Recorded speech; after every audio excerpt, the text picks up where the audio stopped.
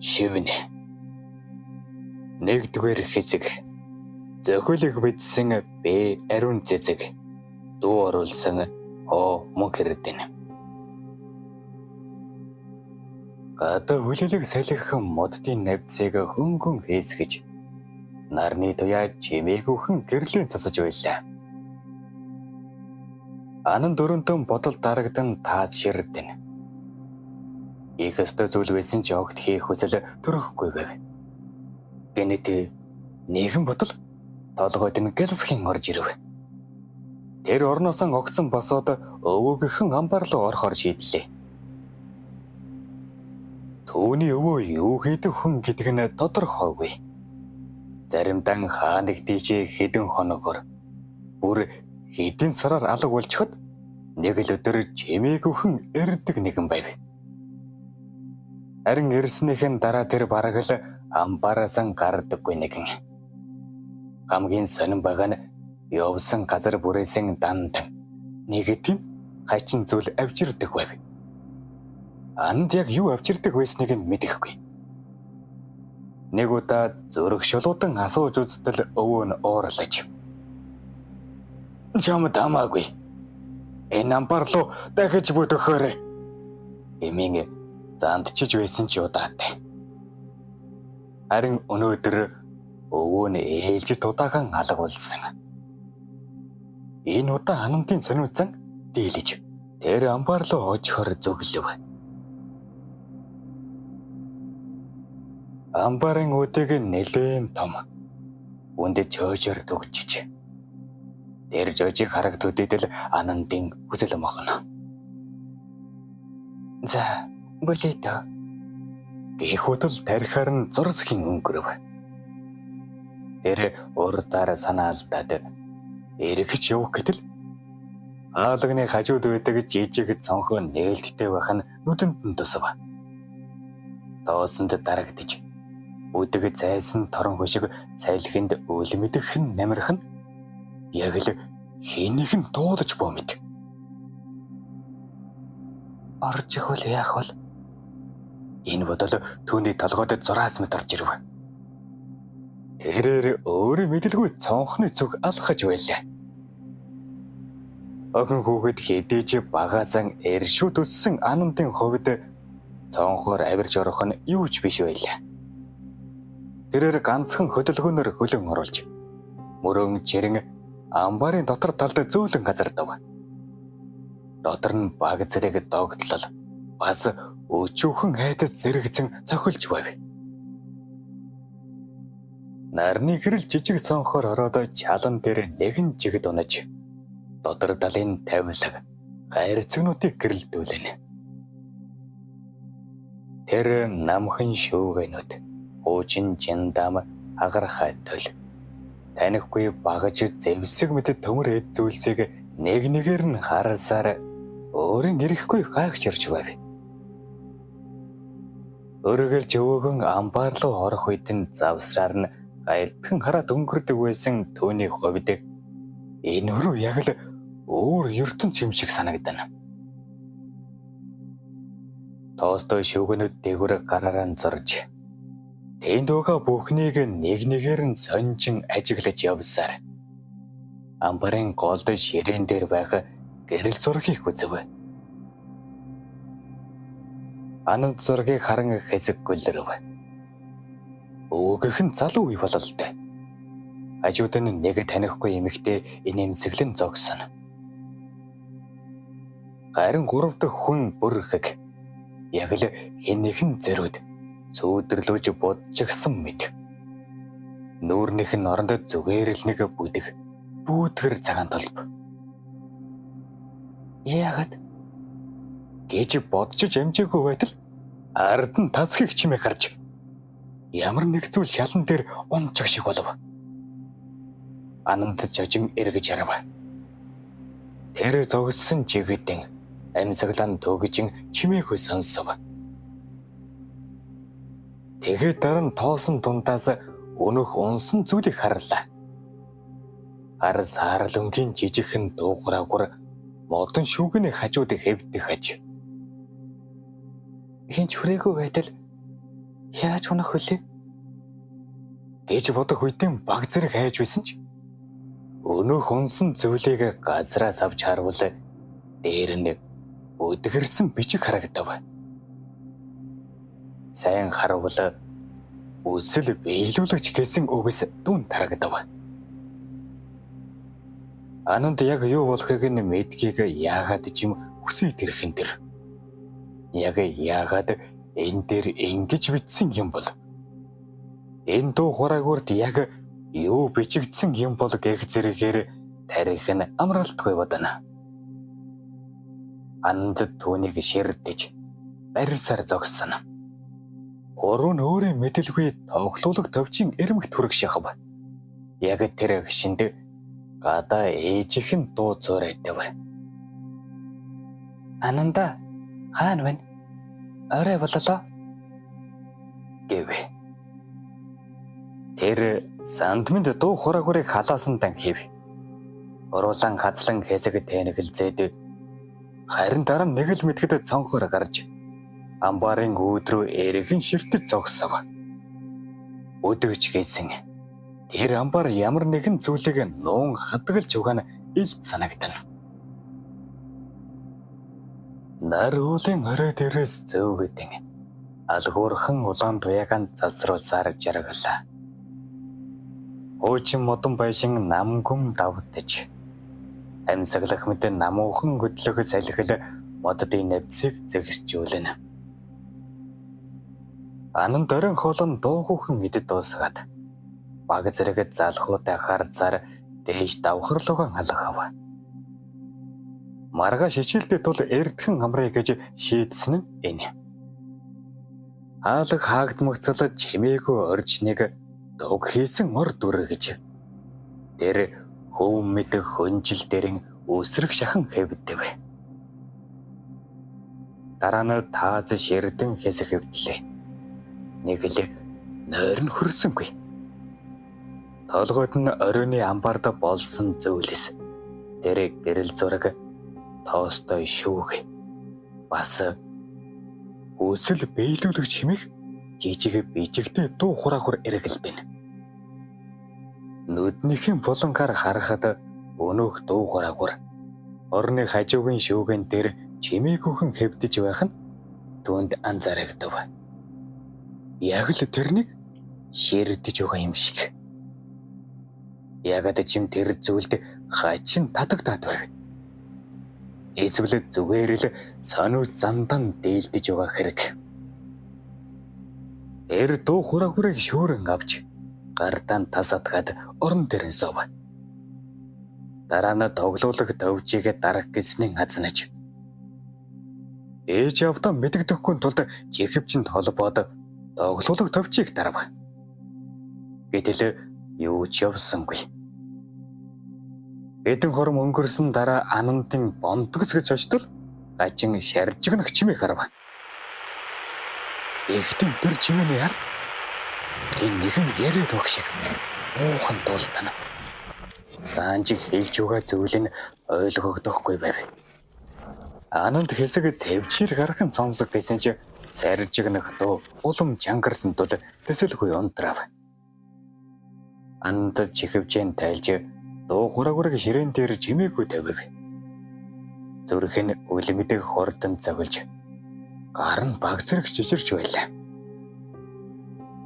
Юу сонсож байгаа вэ? Тэнд үнэхээр хүн яриад байсан уу? Яг юу яриад байсан юм бол? Гэх бодол араасаа зоврж тархинд нь зогсолтгүй эргэлдэнэ. Харин өөрөө яг л урдын эдл чимээгүй. Таас руу гөлөрж хэвдсэн ч сонсон дуу нь тархинд нь шивнэх мэдүүлдэж. Ойлгогдоогүй ч яриад байсан лавтай гэдэгтэн өөрийн ирэхгүй итгэж өглөв. Шөнө болоход тэр нойрондон авдсан ч дотор нь нэг л эвгүй. Тайван бус мэдрэмжид түүнийг дагсаар байв. Гэвч тэр мэдээгүй мэд гүн унтаад өгчээ. Шөөний мурдад бүх зүйл амгалан нойрсон. Харанхуй тэнгэрд одод тааваараа дүгж саран тайван хөвнө. Салхины зөөлөн чимээ цонхо даган өрөөнд дөрж гүйшиг ал хуурхан хөдлөв. Баран хар зөөдөр сарны гэрэлд өрдсөн дуу хураагуураас тасарч салах мэдээ алхуур харанхуй томрсоор өөрөө хожих мэт болно. Гэнэт дуу хураагуур өөрөө ажиллах шиг өнөө хачин шаржигнах чимээ анантын чихэн тасралтгүй дуулдав. Ан жочин дээш огцом өндөөвөл эдийн өглөө болжээ. Орныхон хажуудад шүүгэн дээр тавьсан дуу хураагуурын гэрэл үл мэдэх анивчиж байлаа. Анандаг хэсэг харснан зөөд байсан юм болов уу гэж өөртөө шивнээд босов.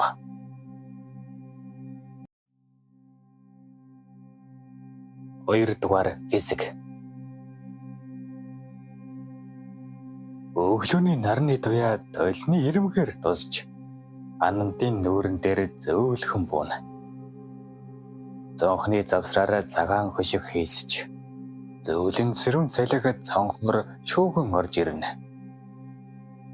Улбараа царайна баг зэрэг ядарсан чи нарны гэрэлд уламжиг гээгээ орсон мэт харагдана. Нарийн гойлог биентэй тохируулан өвсгөр хормоотой гэнцэр балааж өмсөж үсэн ардан бон толинт нэг харснаа цөөнхөн шүүрэн авч өрөөнөөсөн гарав. Тэрээр их сургуулийн 1-р курсын оюутан юм. Баг зэрэг хичээлээсээ хосрогд өгсөн учраас цайгаан чуулгүй гэрээсээ гарлаа. Намуухан эсрэг салхинд биеийн даалгүй унсан навчис хөлөр нь тоглох аятай хийсэн. Тэр хотын төв зүг алгасаар танилаг гудамжны дундуур өглөөний нарны туяага даган сургууль дээр ирэв. Сургуулийн үүдэнд энэмсэглэн зогсох халуун мишэл хоёр түүнтэй зэрэгцэн нарны гэрэлд уламж гэрэлдэх мэт харагдана. Тэд удаан уулзаагүй хүмүүс шиг тавирлдэж хөгжилтөн энэлзээр сургуулийнхан үүдээр орцгов. Өглөөнөөс хойш эцэс төгсгөлгүй мэдэх хичээлүүдийн ард гараад гуруулан хамттан нэгэн цайны газар дууглахаар болцгов. Улирлийн налгар салхи цонхоор үлэн тэдний яриа улам нээлттэй дотн болж байв. Энэ үед ананд нэгийг сансан бололтой цүнхэн уудлан жижигхэн дуу хураагуур гаргаж ирэв. Энийг би өвөөгийнхэн хуучин хамбаараас олсон юм. Дээр нь хүсэл биелүүлж гээд бичигсэн байсан. Эмээн намуухан хэлэхэд халуун гараас нь дуу хураагуурыг авч анхааралтай эргүүл тойруулж үзлээ. Таны өвөө чинь юу хийдэг хүн бэлээ? Эмээн сониучрхан асууна. Ананд хүмүүсгөө жаахан адруулаад дуугаан үлмэдэг дараад мэдэхгүй гэв. Мишель инээмсэглээд хэрвээ үнэхээр хүсэл биелүүлдэг үед бол яах вэ? Тэгвэл танай өвөө нөгөө юу гэлээ? Шидтэн гэдэг нь болж тааран шүү дээ. Ээж хөхрөөд алиунаас дуу хураагуурыг авав. Тэгээд чи сонсож үзсэн үү? Бид хоёр сонсъё л доо. Гэхэд Ананд толгойн сэгсрэн дууга намсгав. Шаржигнахаас өөр юм сонсогдоогүй. Тэгээд л болсон. Халуун инээд халдан мөрөн дээр нь алагдаад хотлаа бид хоёроос нуугаад байгаа юм биш үү? Алив Мишель тоглоол та. Хэрвээ үнэхээр хүсэл биелүүлдэг бол би нэг юм хөснө. Маргааш багш битгий ирээсэй. Хичээл хамарч ихвэл гоё шүү. Эмийн тоглоомор хэлээд инээмсэглэв. Мишель дуу хураагуурыг хасаахад урдын эдэл хачин шаржигсан чимээ гарч эхлэв. Ихтэн энэ удаа цаана нь дуулдаг хүний яриа илүү тод болсон мэт санагдав. Яг л хэн нэгэн өөр нэгэнтэй шимэлдэж байгаа юм шиг. Ийсэн чи үг хэлэн тодорхой бус. Тэр зүгээр л төсөөлсөн юм байлгүй гэж бодоод ихэд аж холбогдол өгсөнгүй. Охид хэсэг зураг хөгжилдөн инээлдэж сууцгаасныхаа дараа гэртэн харихаар гарав. Нарны гэрэл алгуурхан улаан туяа дадуулж хотын дээвэр барилгын хаягаар шингэн далдарч өгөхөд анд нам гүмхэн гудамжаар алгасаар гэрдэн ирв. Тэр өнөөдрийнхэн хамгал эрж хүчийг барсан мэт залхууд нь аргагүй өрөөндөн орж ирээд зөвхөн сандал зөвглүүлэн шидэж орхиод орон дэрэн хожин хэвдэв. Тэр хэсэг хугацаанд хөдөлгөөнгүй хэвдэснийн гэнэт нэг их санав. Дуу харахур буцаж тавь гэж бодоод дуугүйхэн өндөн. Зөвхрүүгэн очоод доторхыг нь уудалж эхлэв. Гэтэл байсангүй. Тэр зөвхөн эргүүл тойруулан нэгжиж халаас бүрийг нь хуудлав. Гэвч дуу харахур орсоргүй алгуулжээ. Ананд хэсэг зур зөвхөн хардсав. Түүний зүрх баг зэрэг дэлсэж эхлэв. Би хаан хийсэн юм бол хин нэгэнд өгсөн билүү? Нөгөө хоёр аваад явж өгсөн юм болов? Гэж бодоод маргааш асуухаар болоод ууцсан орон тэрийн хүнд гэгч нь савх мэт хэвдэв.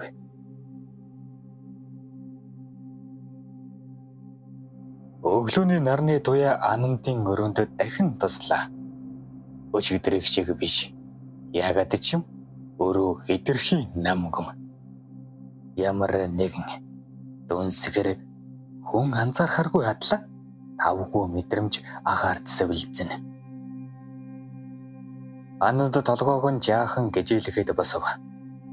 Дотрон тэр нэг л сонин зүудэнтэн орсон мэдрэмж тавив. Тэрээр сургууль руухан яарв. Цагтан өдсөн чи анги руухан орж ирэхэд сандал ширээ болгон хоосон мэд. Зарим хүүхдүүд ирсэн чи яриа хошигнол ердүүл дудаж байв. Ананд ангийнхан хуваарыг харсан. Хөөе, өнөөдөр багш ирэхгүй юм уу? Гэж анги дүүрэн орилог шахав. Мишель хаан ихтэйгээс түүнийг дуудаж хажуудан суухыг тохив. Нүдэнд нь баг зэрэг дөгшүүрийн гэрэл анивчиж байлаа. Багш өнөөдөр ирэхгүй гинэ гэж намуухан хэлв. Бас хайлун өнөөдөр ирээгүй. Одсон ч амахгүй байна. Арай нөгөө өчигдөр хэлсэн үсэл биелжсэн юм биш үү? Химэн Мишель баг зэрэг сандарсан өнгөөр хэлв.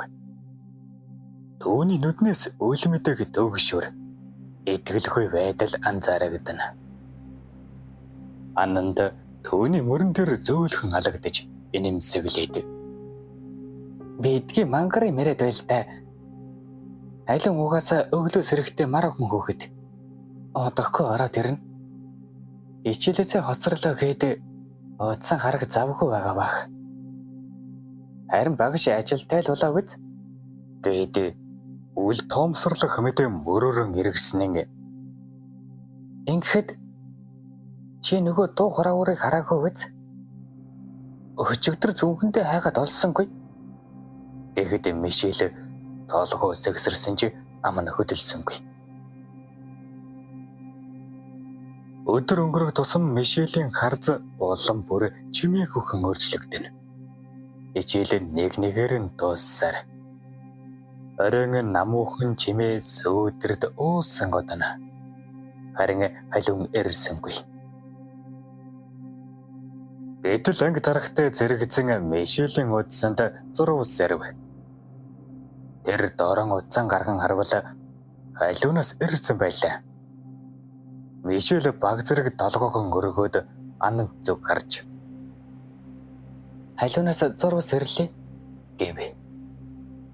Ананд Мишель дээр дөхөн ирж. Тэгэд Юу гэж байна? Тэгэхэд Мишель ирсэн зурвсыг уншив.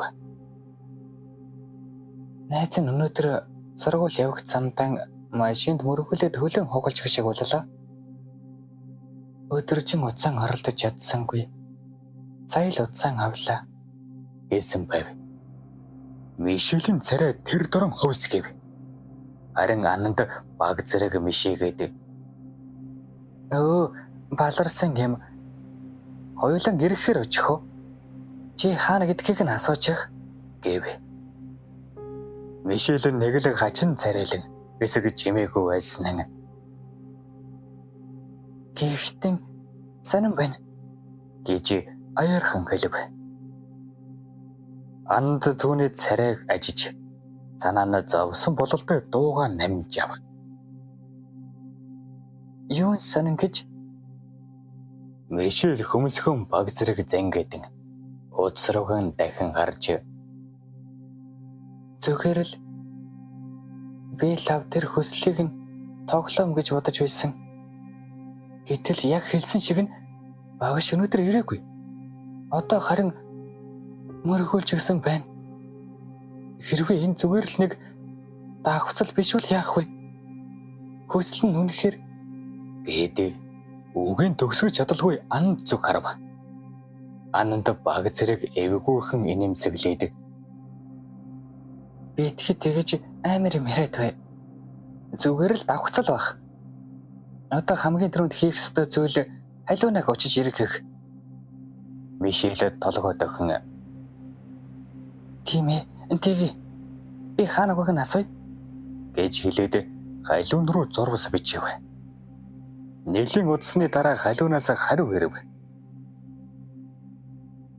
Өнөөдөр орой болсон байна. Маргааш ирээрэй гэж. Мишель зурвасыг уншиж хэсэг зогсоод удсан айж өхөн ундрав. Түүний царай нэг л түгссэн. Бас яарсан шинжтэй. Санаа нь нэг тийшээ нь дэмүүлээд байгаа мэт санагдана. Тэгснэн за найз нь явлаа. Маргааш өдөр эртхэн иргий гэд Ананд зүг дахиж харсангүй. Баяр тэж гэлгүй холдон одов. Ананд хөмсгөн баг зэрэг хөргөөд түүний явж буй чиглэлд хэсэг ширтлээ. Мишелийн гэлдрэх ал хам биеийн хөдөлгөөн хүртэл нэг л өөр, нэг л сонин. Гэвч тэр энэ бүхнийг ядаргаанаас болсон баг гэж өөрөөгөө дайвшруулж гүнзгий амьсгаа аваад гэрийнхэн зүг эрхэн алхав.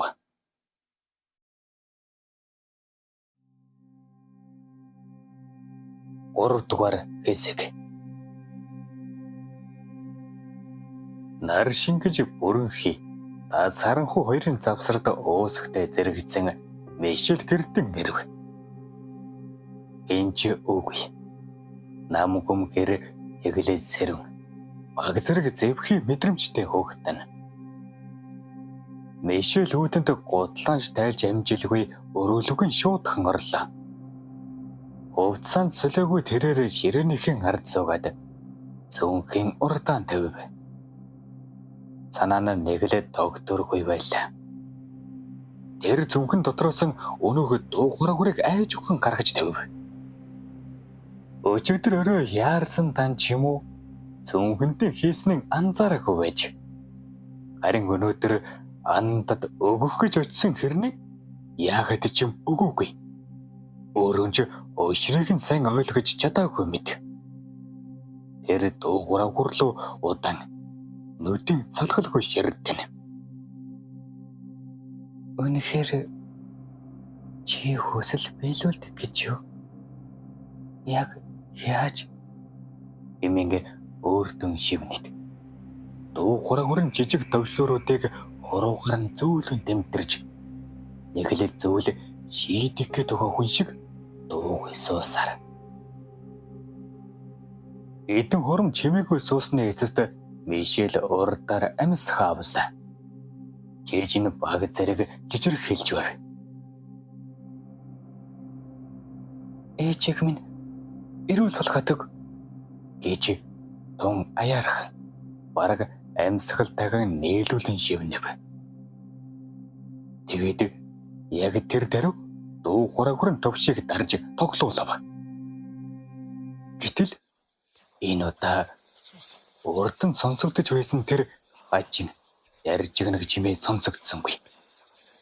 Харин түүний оронд нэгтэй хөндөй хазар цойроо дэх мэд бүдүүн зэвхий холоо үл мэдэг шивнэг шиг сонсогдов. Яг л нэг хүн хэдэн давхар хаалганы цаанаас ойлгомжгүй юм ярьж байгаа юм шиг. Мишелийн ард нуруу дагаад хүйд тав. Нэг л биш. Тэр дотрон сандарсан гянцтай дуу хураагрыг унтрав.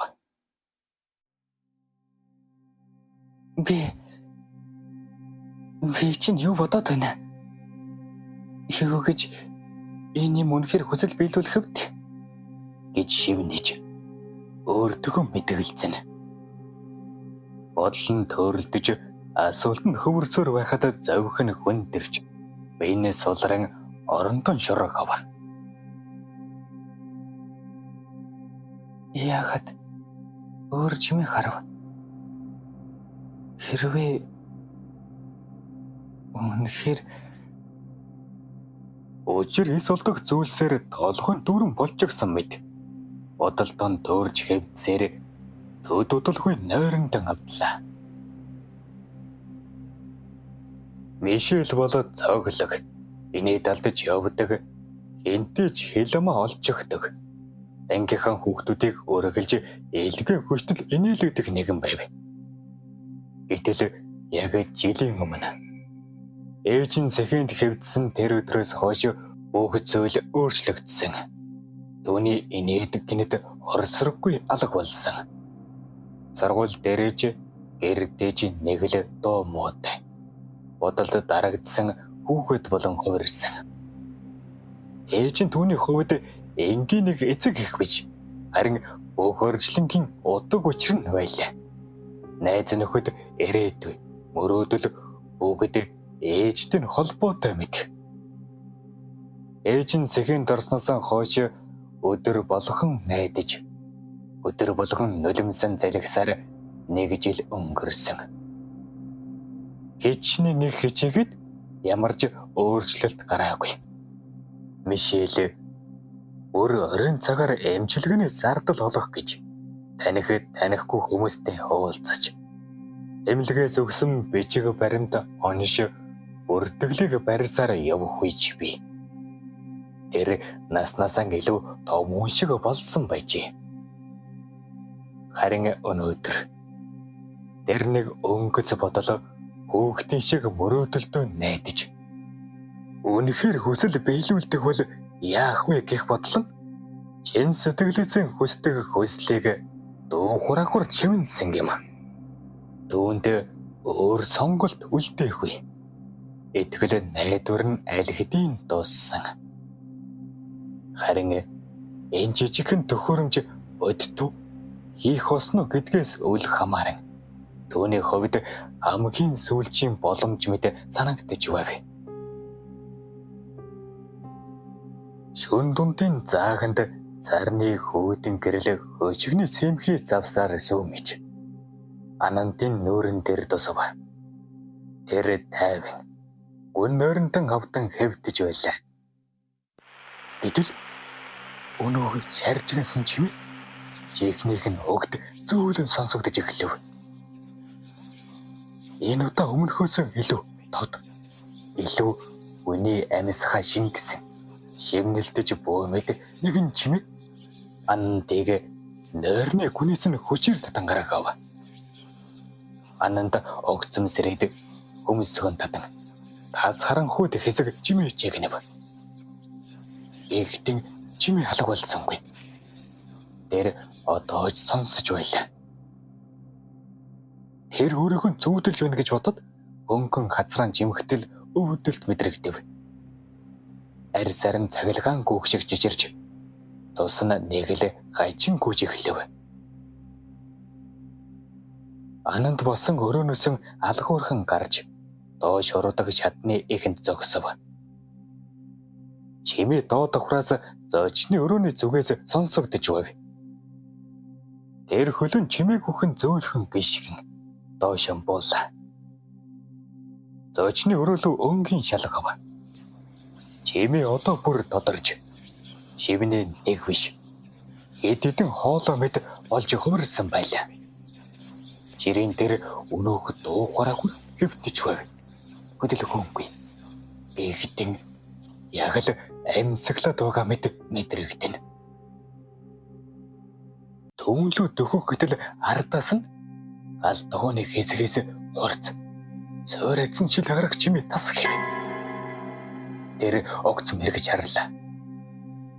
Чимээг даган харвал гал тогооны гүнээс хэн нэгэн шил хагалж ямар нэгэн зүйл хийгээд байгаа бололтой дуулдхан тэр.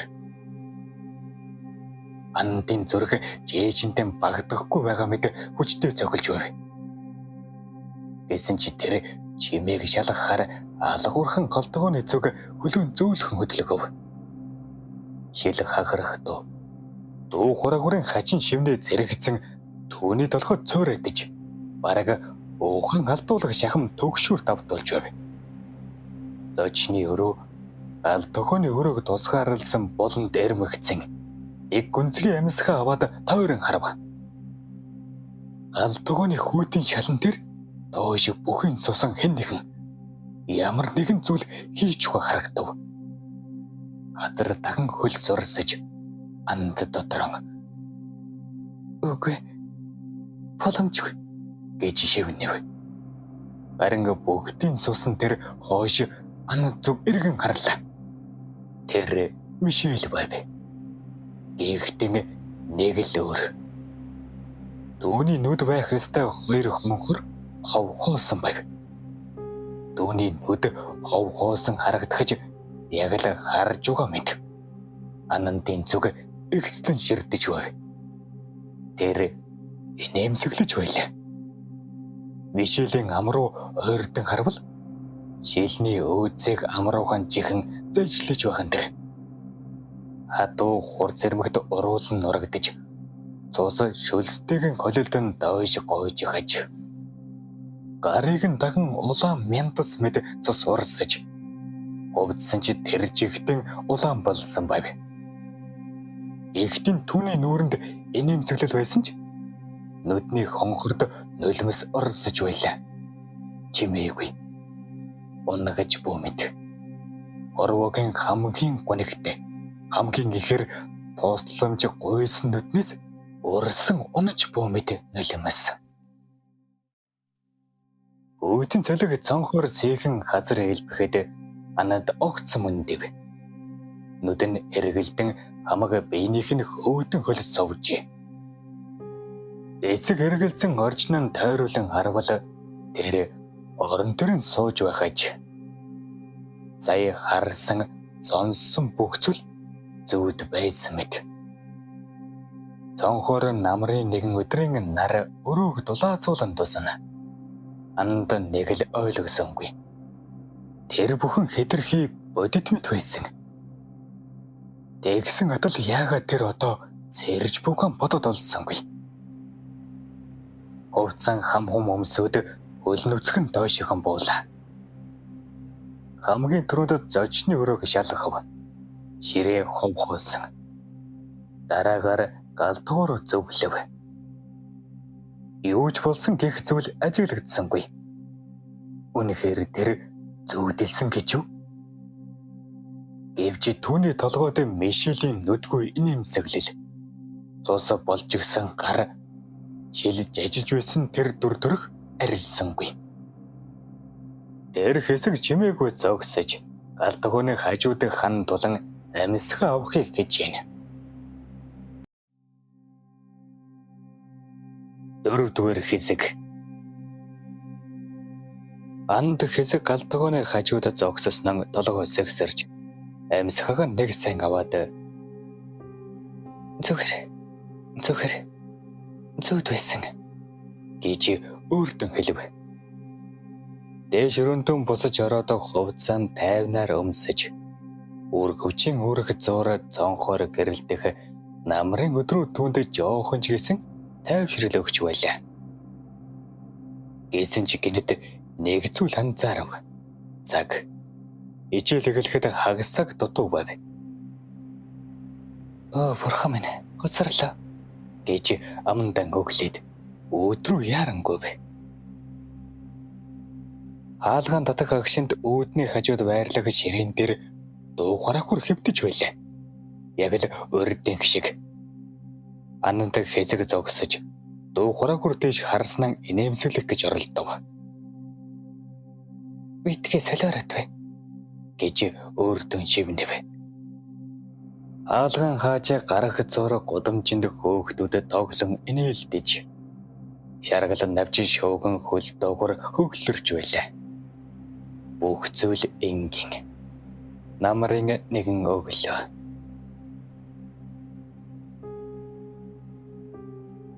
Ананд ангийнхан хаалгыг сандмид татан орж ирэхэд багш нь аль хэдийн хичээлэн эхлүүлж гисэн байв. Ананд амьсгаадсаар хамгийн аран ширээнд суув. Тэр нүдэрийн танил царай хайв. Мишель ирээгүй байлаа. Хамаг биений хүндрэх шиг болов. Өчигдөр орон тэр аимшиг зүд түүний толгойд дахин эргэлдэнэ. Мишель амтан шилхийж идэж байсан. Үгүй, зүгээр л зүгт байсан гэж Ананд өөрдөн дахин шивнэнэ. Хичээлийн цаг хэд удаан өнгөрч түүний бодол Мишель дээр л төвлөрж байлаа. Тэр өчигдрийн нэг л чимээгүй, сандарсан, бодол давдсан. Өөр болсон Мишелийн дүрийг санав. Мишель өдөр хүртэл ирэхгүй бол Ананд айлууны хэвдэх эмнэлэг рүү ганцааран очихоор шийдэв. Хичээл дуусах хүртэл ганцаардмал чимээгүй уур амьсгалд төөрдөн суусан Ананд эзээ хичээл дуусхийг хүлээн ширээг нь тэрлэн бараг унтаг шахуу өнгөрөв. Эцэст нь хонх дугарлаа. Ан дүүргэвчийн шүүрэн аваад ангиасан хамгийн түрүүнд гарч шууд эмнэлгийн зүг алхав. Анд яран халууны хэвдэж буй эмнэлэг дэрв. Тэр дүнийг яг аль тасагд байгааг талаар сайн мэдэхгүйж шуудхан л эмнэлгийн хүлэн авах руу алхлаа. Хүлэн авахын цаа талд сууж байсан зовлогчаас айлууны өрөөний дугаарыг мэдэж орох жовшөөрөл аван нэгэн цагаан халаад нөмрөөд өрөөлөн чиглэв. Өрөөний хаалаг цэмхэн онгойлгов. Гэвч орсон даруйдан түүний сэтгэл ард зэсгэв. Галиун орон дээр нь суусан байлаа. Нүрэн даран чимээг хөх. Гэхтэн урагш бүхийн ойлж байв. Мөрөн жижирж. Дуу гарахгүй хэрнэг сэтгэлийн күнээс нь ямар нэг айдас шаналл үнэрдэж байлаа. Анд хэсэгхэн үүдэнд зогдосов. Тэгснэн гинт сэргэж яран очоод халууны хоёр мөрийг зөөлөн төшөв. Юу болсон бэ? Яагаад үлээд байгаа юм? Гэж шивнэх шахан асуув. Халуун хариулахыг хичээвж ойлхон зогссонгүй. Уруулан жижирж хоолон зангиран арай ятан үг унагав. Мишель гэх үгээс түүний уруулнаас тасалдан унав. Анд түүнийг өөрлөгөн тэврээд бараг шивнэв. Яг юу болсон юм? Найз минь гэлээ. Халуун дэрдээ холоос эрж буй чимээ мэт намуухан хэлнэ. Мишель нас барсан. Тэрхэн мөчөд цаг хугацаа зогссон мэт болов. Анд сонсон зүйлдэн итгэж ядана. Халуунаас баг зэрэг холдон харж. Сая юу гэсэн бэ? Эмийн дорой дуугаар асуулаа. Халуун урдаар санаалдэж дуун арай ятан гарч байлаа. Дөрөвхөнд гэртэн амиа хорлсон багт нь олсон гэж байна. Чамайг ирэхээс хэдхэн минутын өмнө Пейтүүн рүү залгасан юм. Тэгтэл нансаа агшдаг гэж хэлсэн. Гэж Амьс хан давжтан алив.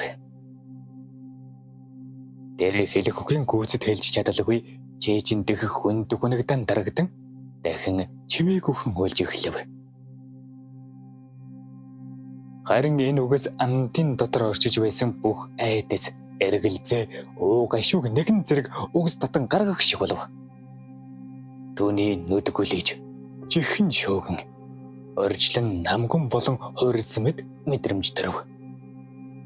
Тэр Мишелийн хоолойг өчигдөрхөн харсан инээмсэглэг гажин зүүдний тэр агшныг хэрхэн санав.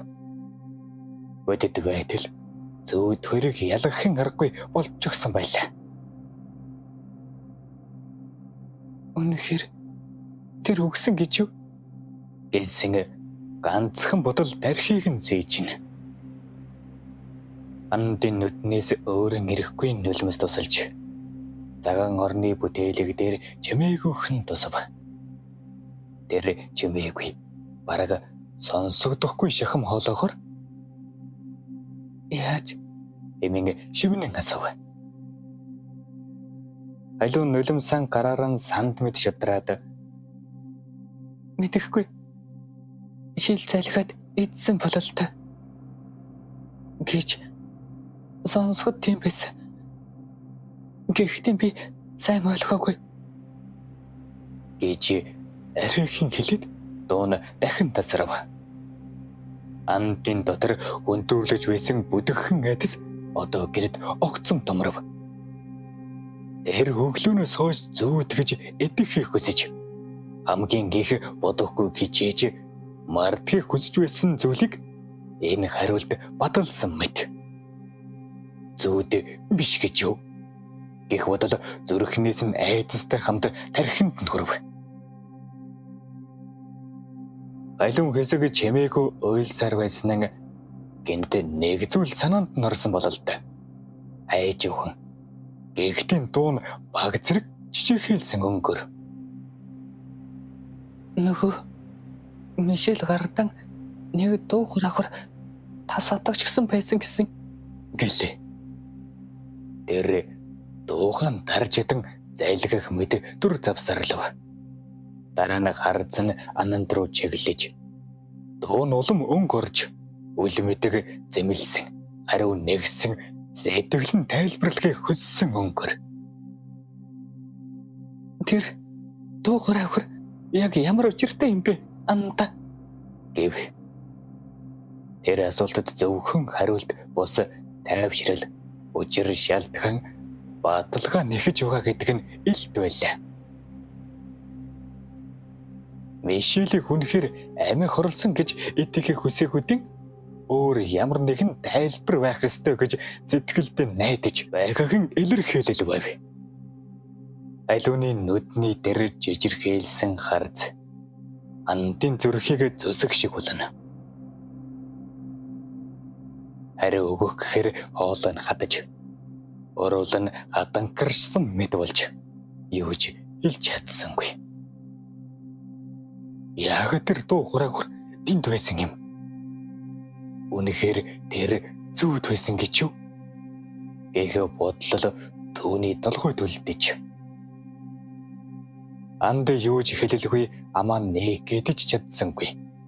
Тэр зүгээр л дууг толгойгүйдэн эргэж өрөөнөөс гарч чадав.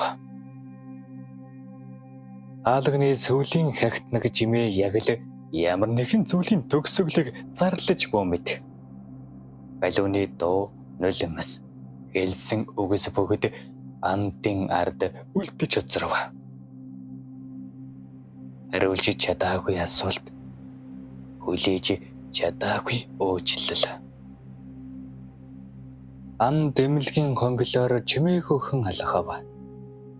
Явсараа гарц дээр ирэхэд гадаа хэдийн харанхуй нөмөрч тэнгэрээс шовдарч үлдсэн гэрэл гудамжийг бүдгхэн гэрэлдүүлж байлаа. Түүний чээж сэтгэл хоёр яг л энэ тэнгэр шиг уйдгар гүнэг төөрөл дунд бүрхэх хөвнө. Залих газрыг нь зөөлөн элбэвч тэр юу ч мэдэрсэнгүй. Бүхэл амьдралын өнгө амд гэрэл түүнээс зүгтаач гисэн мэд. Хүлэн өөрийн мэдэлгүй гэлдэрч гэр өдгөн алхав. Харин гэсэнтэн биш. Зүгээр л хаашаа ч нэг газар бүх юм дуусчихсан мэд алгасаар. Түүний дотор ганц л зүйлээ тодор эг шиглэнэ. Тэр тухрагвар яг ямар учиртай юм бэ? Асууя гэхээр өгөлдөхгүй. Хариулъя гэхээр үнэн өөрөн итэрхий аимшигтай мэт.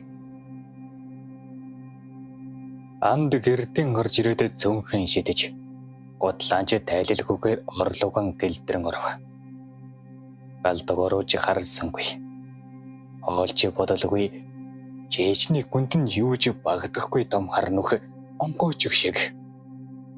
Тэр орон дэрэн хэвдлээ. Нүдэн тааширдэн. Тархин шоогож дуу хорогрын чимээ эргэн сонсогдох шиг. Тэр чихэн таглах шиг гараан духантан авчив. Би тэр өдрөл тэр хураагуурыг олоогүй бол би тэгээгүй бол Мишель амьд байх байсан уу? Тэр бодлон хөөж өгсөн амьсгалтайхан хамт залгиж өргөв. Хаашаач хамаагүй зөвхтмар. Ядаж нүдэн энэд юу ч бодохгүй амармаар байв. Эхтийн дүнд зүгтах газар үгүй. Цаг хугацаа өнгөрч ухаанч мэдэгдэхгүй. Унтна гэж оронтон горсон ч оюун санаа нь тасралтгүй өөртөө зөрчилдөн бодол бүр нь яг л хэмнэлгүй дуу шиг давтагдана. Гэтэл нэг мэдхнээ би нэг хүнд зөвхөн аянтан унаж дархин жингүүдэд тэр гүн нойронтон авдчихэ. 5 дугаар хэсэг. Шүн тэр зүүдэлсэнгүй. Ямар ч чимээ цансангүй. Гэхдээ өглөө зэрэгт нэг ч хорм амраагүй мэд санагдана. Толгой нь манарж хөзүүн хөшиж. Хоёр нүднийх нь доогуур хөөх туяа сууж царай нь үлэмдэг үржлээ суусан байлаа. Тэр толныхон өмнө очиж нүүрэн хүүтэн усаар болохов. Тэгээд энгийн өдрүүдийн адил нүүрэн баг зэрэг бодож тойлонд харан инээмсэглэхийг оролдов. Гэвч тэр инээмсэглэл буруу зурсан зураг шиг хиймэл. Уйтгар гунагдж живсэн мэт харагдана. Өнөөдөр түүний хөвд дэлхий зогссон мэт өдөр. Найз нь эмнэлэгт, нөгөө нь нас барсан. Зүрхэнд нь гуниг, сэтгэлд нь хоосон зай бий болж. Хэрвээ би тэр өдөр тийшээ ороогүй бол, хэрвээ тэр дуу хураагуурыг аваагүй бол, бодол бүр нь жавжигдсан утас шиг араас нь тасарсаар орсон. Тэр өөрөөхөө л буруудаг гэж байв. Гинч түнд буруу тохиж хэлээхүч сэтгэл дотор нь нэг л хүчтэй дуу хоолой тасралтгүй шивнэн. Чийл буруутай. Чийл бүхний эхлэлийг тавьсан. Гэсэн ч хата цаг зогсолтгүй орсаар хүмбэр амьдралынхан хэмнэлээр урагшаалгаж харин ананд тэнтэн үлдэж хоцорсон мэт.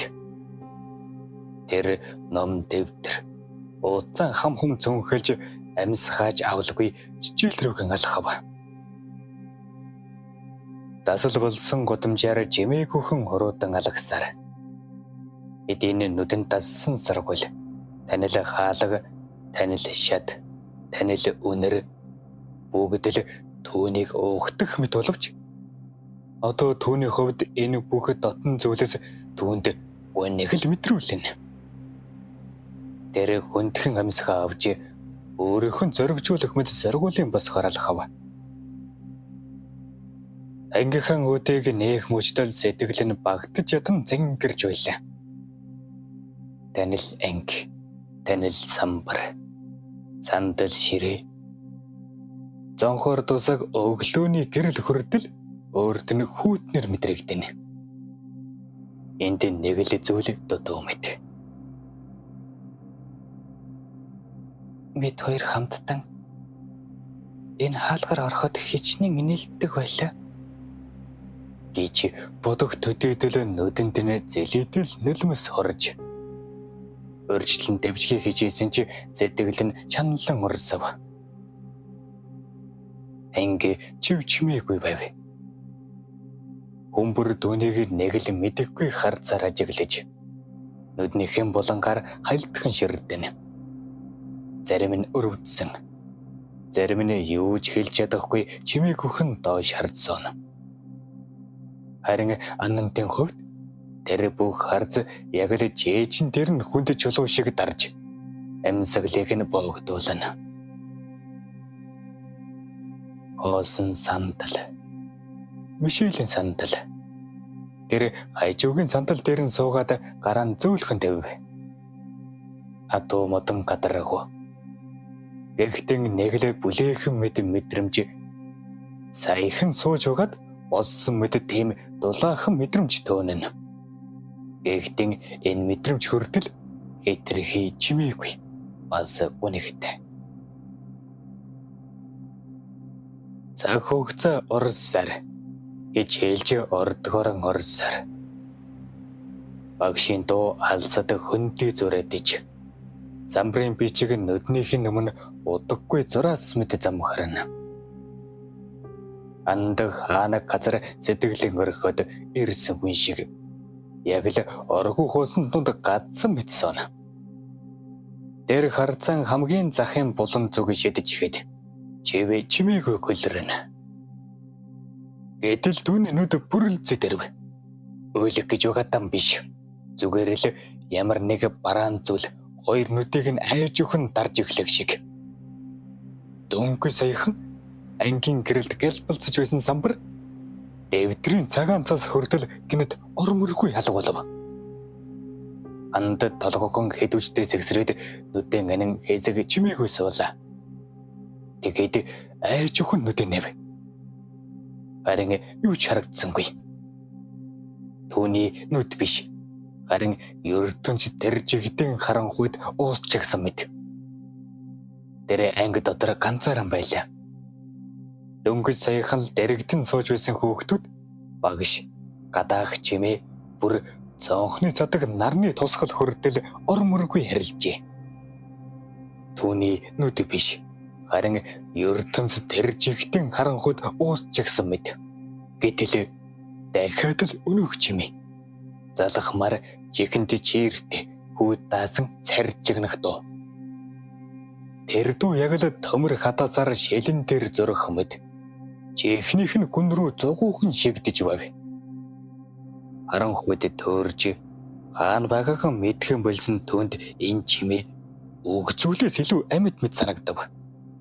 Өйдгэр гүнийг гайхшрал баламгтлыг нь орлуулан айдас айжмаар булчин шөрмөс бүртэн шингэж эхэллээ. Гэхдээ энэ удаа тэр дуу ганцаараа биш байв. Юунэ? Зөвхөн чихэн сонсогдох мэд сулхан. Гэвч цаана нэг л хүйтаасан. Үл мэдэгдэх олон хүний шивний дуу. Түүний толгойг тойрон эргэлдэнэ. Анд айж байсан чи чимээг хаанаас гарч бүг мэдгээр сандлаа самбосов. Түүний хоёр хөл айснаас болоод жижирж байлаа. Хоёр хөлөө хүчлэн халахсаар ангийн хаалга нэн коридор руу шагав. Мөн л овгоосон харанхуй. Харин өнөөх чимээ түүний ангиас холхүүхэн нэг ангиас сонсогдоод байх шиг болов. Анд айж уухан болгоомжтой бас яагаад ч юм чимээ гаргахгүй гэж тэр зүгдөхнө. Анд хоёр харан ханд зөөлөн наж өөрийгөө тэмцэлтэй байлгах гэж хичээнэ. Амис хан жангарч зүрхэн чихнийг нь хажуудад дэлсэх шиг дүгшин. Тэр болгоомжтой хэдэн алхам урагшилтал өнөөх чимээ түүний хойролцоо. Яг л Саадынгийн хаалганы цанаас сонсогдоно. Шаржигнах мэдэх хүйдсэн чимээний цан тодорж эхлэх хүний дөө. Яг л шимнэлдэж буй мэд.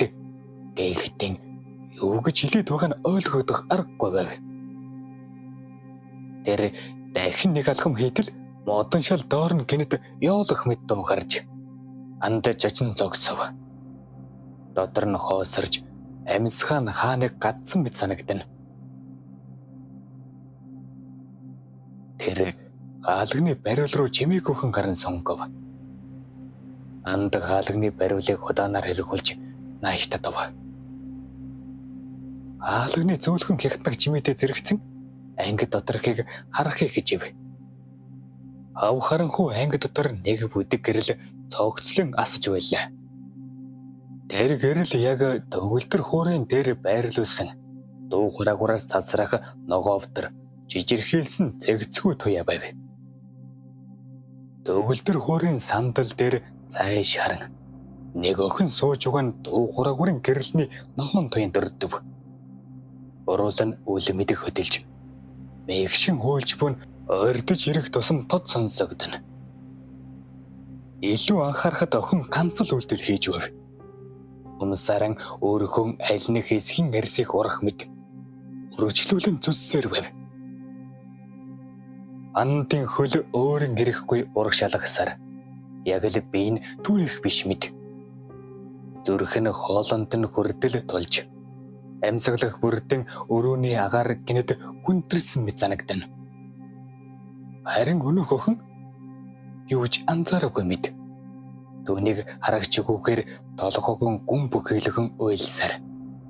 Харин хумс нь нөхөөл хөдөлгөөнөө үргэлжлүүлж цус ч юм уу зүгээр сүүтэр ч юм уу ямар нэг юм арьснаас нь доош шүүрэх мэт харагдана.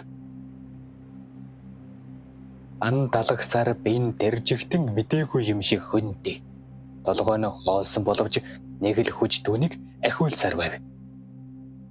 Охины яг ард ирмэгц гаран хянаж чадахгүй мэт өргөж жижирхээсэн хорнудан охины мөрөн дээр давив. Тэрхэн зур охин уйлхан зогсов. Түүнтэй зэрэгцэн дуу хураагур зогсов. Ананд амьсгахан барьж бүдэлж жодохгүй зогсон. Дуу хураагурын бүдэг нохон гэрэлж айжмаар утаа мэт сарниж төгөлдөр гурын хаяанд замхарж эхлэв. Тэгтэл охин ямар ч дохио өгөлгүй огцсон мэрэгж ярав. Яг энэ агшинд хонх зангинав. Гэнтэл бүх юм сарниж. Энэ нэгэн түүний чэйшин дундор хөштэй зогсон мэд жочин уухан орох мэд болов. Тэр ангидан сандал дээрэн сууна. Бүх зүйл хэвэн. Багшин ангиас гарч хөөгтүүдэд гэргэрдэн харахаараа босцоож байлаа. Харин саяны зүүд мэд эсвэл бодит мэд зүйл юу байв? Энэ түүний дахин нэг бодох ёстой таавар. Эсвэл давах ёстой айдас мэд дархинд нь үлдэв.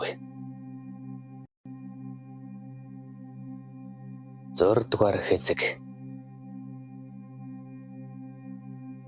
Анд утсан гарган Мишелийн дугаарыг оруулаад хэсэг хадснав. Яг яах гэж байгаагаа өөрөө ч мэдэхгүй шахуу сууна. Тэгээд залгав. Энгийн нэгэн дууд дохио хангинав. Удалгүй өнөөхөө саржигнах чимээ чинь гарган дээр анд чихнээсээ голдуулж салгах гэх үед удсны цаанаас эмэгтэй хүний байна уу гэх дуу гарлаа. Антын зүрх зогсог шахав. Тэр удсан түргэн чихэндээ нааж эсэг чимээгүй байснаа зориг гаргаад Мишель гэж живнэв. Удсны цааныг эсэг дуугаа болж дараа нь яг л дөнгөж өөлөд тайвширсан мэт сөвөн коологоор "Хэм бэ? Чи ананто?" хэмээн асуув. Тэр гинэтхэн юу хэлэхээ мэдэхгүй болж их шиг аман ангайсан ч үг гарсангүй. Удсны цаанаас дахин "Анда их чинь вэ? Нансаа их чинь?" гэв. Энэ үед л Ананд яагаад ч юм тайвширв. Миний дүү зүгээр үсттэй. Гэсэн дараахан дахин ойлог сонсогдов. Ананд юу ч хэлж чадахгүй суусаар. Удахгүй ихэд танахаас Мишелийг гаргана. Гэсэн хэсэг зай авснаа. Эвч өнөөдөр ухаан орсон. Харамсалтай нь зөрөөд охин дүү минь Гээд ойлог дуулдаад удас тасрав. Тэр дахиад л бодол дарагдлаа. Яагаад Мишель амиа хорлогтой зэрэгцэн ээж нь ухаан ордог үлээ? Арайч үгүй байлгүй дээ. Гэж шивнэн бодлон өгөөсгөх гэж оролдов. Тэгээд айж өхөн өндийн босох үед коридороор хүүхдүүдийн инээд эсвэл хашгиран ч юм уу дуу шүү үдэг бодог сонсогдоод ирв. Тэр чимээнд хөдлөгдсөн мэд хаалга руу яаран очиж баруун талаан түшин хаалга онгойлгоод коридор руу сэмхэн шигав. Гэтэл тэнд өнөөх охин төгөлдөр хүрэн хажуу сууж байсан өнөөх охин коридор зогсож байхан дэр. Гэвч энэ удаад тэс өөр хүн шиг байлаа. Царай нь танигдах аргагүй болтлон шалбарч. Хумсаар гүн гэгч нь майдсан мэд урагдан цусаар бодогдож. Арьс нь хууларж хумсны ором шанаа дахин зураасан мэд урссан байв. Нүүрэн дээр нь үл мэдэг гээгээ. Харанхуйн завсархан туяа дусж. Андын харцыг хөшөө мэд гацаав. Тэр охин хөдөлгөөнгүй. Зүгээр л зогссон. Толгой нь үл мэдэг гэлж хийж. Үсэн нүрийг нь хагас халахалсан. Зоосох овцос дахин хурсаж. Шалан дээр жижигхэн горих татах мэд догтож. Андын зогсож буй зүг чиглэнэ. Яагаад тэр Мишелийн үхлийг энэ охиныг яг одоо яг энэ газарт харах учиртай байсан нь Анд ойлгож чадсангүй. Бүх зүйлийг хэтэрхий хурд, хэтэрхий дуугүй, хэтэрхий аимшигтэй болоод өнгөрсөн. Түүний бодол яг л хизээж тайлбарлахгүй таавар шиг гацж өргөхөв. Яагаад гихэх ганцхан өгөл чимээг өхөн тархинд нь тогтож хоцров. Удаачгүй ардаас нь хідэн багш сандран гүйж ирээд охиныг аван холдов. Алганы цаанаа шуугалдан дэгдэх авч Анд юу сонсохгүй мэдээ зогссоор. Би энэ таг хөдөлгөөнгүй хүчиж байлаа. Цаг хугацаа өнгөрөхийг зөвхөн зонхоор тусах нарны туяа бүдгэрж байгаагаар л анзаарна. Жаргал туяа шалан дээр сөмөлдсөн бүдгэрх үед л тэр сайн нэг гүнзгий амьсгаа авч хүчсэн биеийн соллон алхаж эхлэв. Хаашаа ч юм зүгээр л алхахын тулд. Андыг гэрдэн эрэхтэй зэрэгцэн орой болж хотын гэрэлнүүд аль хэдийн ассан байлаа. Тэр готлан хальдхан тайлж зөвглөөж орхиод өрөөндөн орж орон дээр нь шуудхан хэвдэв. Биений хүнд толгой нь манарсан. Зүрх нь юу ч үгүй хоосон мэд байлаа. Тэр нүдэнсэн даруйдал зөөдөлж эхлэх шиг болов. Эсвэл үнэхээр бодит. Дахиад л өнөөх чимээ. Дуу хураагрын саржигнах чимээ. Энэ удаа яг л дэрэн доогор нь мөлхөж өгөө мэд тод. Юугүй. Тэр чимээ Андын зүрхэнд хөрж дөргүүлсэн мэт хүчтэй байлаа. Тэр нүдэн энсэн жигтэн хөдөлгөөнгүй хэвзэр байсан ч чимээ улам ойрдон амьсгаа мэдрэх шахам дэрэгдэн сонсогдоход арга буюу үдэн хэлээ. Тэгтэл өрөөнийх нь болонд сүүмгэр сарны туянд цонхоор тулсан бол хэн нэгэн цааш харан сууж байлаа. Бүүдгэр зүудэрд махлах биетэй өдгөн мөстэй тэр залуу амандан юу ч юм өглийн шимнэж байсан нь арайхийн сонсогдох боловч Яг түүний хорон дор толгойн тэрэгдэг хэнийхэн амьсгаад нь шимнэж юугаа нэвд шингэн мэдрэгдэнэ. Анд баг зэрэг залгансан гарааран хүнчлэн хойшидж орноос өндөв. Хэдсэн бацалж хоолоор хадаж зүрх нь төгдөг цогцлоо. Тэгээд нэг л мэдхэд тэр залуу руу айжмаар дөхөж явлаа. Гэхдээ өөрийнхөө хүслээр бас яг л нэг хүч түүнийг түлхий түгээмт. Залууд ойрцсоор алхамаар ойртож багцур түүний амнаас унах үг сонсогдож эхлэв. Эхэнтийн шивнэ сайлах мэт үл мэдг сонсогдож байсан нь айжмаар тодрон гэрлээ. Надад биш бол өөрхөндөж биш. Түүний хөрхөн цараг алга болгодог. Тэр үгс залуугийн оруулнаас амьсгаад нээлэн гайшин харуусал галзуу итгэлээр дүүрэн мэд унаж байв. Дуун улам хажин тасалдсан мэд хин нэгэнд гууж биш туушааж бүх мэд сонсогдож байлаа.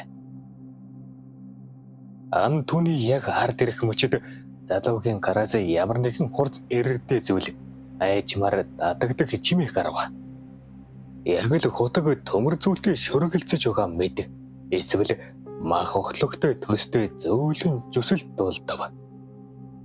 Андын гар өөрийн мэдлгүй хөдөлж залуугийн мөр зүг жиглэв.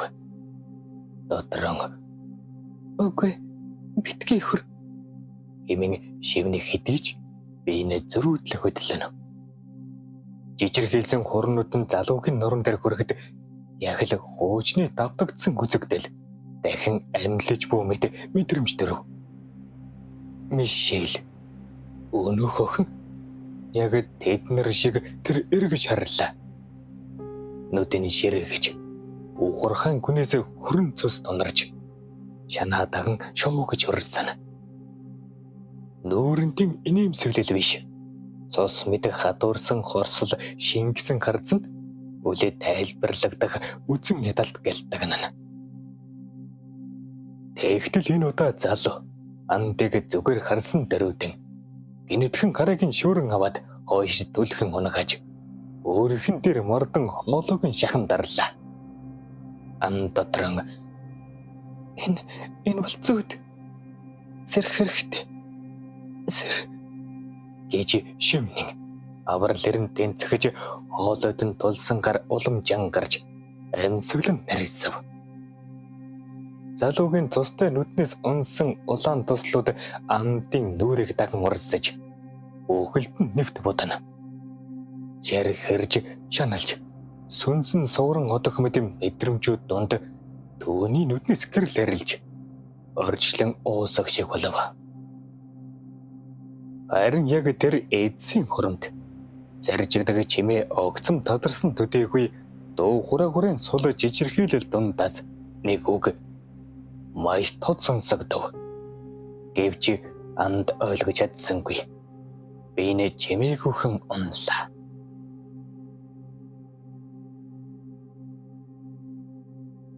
Өглөө нарны туяа цонхны завсаар үлэлэг нэвтэрж ан дээр усны төлгөө мэдэг гэрэлтэн.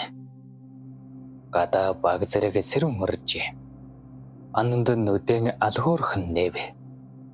Нүдэн хогдхонж амраагүй хүний нүд шиг үлдээж улаагаад доогуур харалсан байв. Тэр бүрэн зэрэгсэн даруйдан хоолойгоо тэмдэрж дараа нь тэрэн сөхөв. Хоолондын шарах дээрэн дорн дуу хураалга. Эгтэн түүний хадсан хоол мэдэрсэн айдас өчигдөр оройн явдлыг зүүд биш гэж хэлээд баг шиг.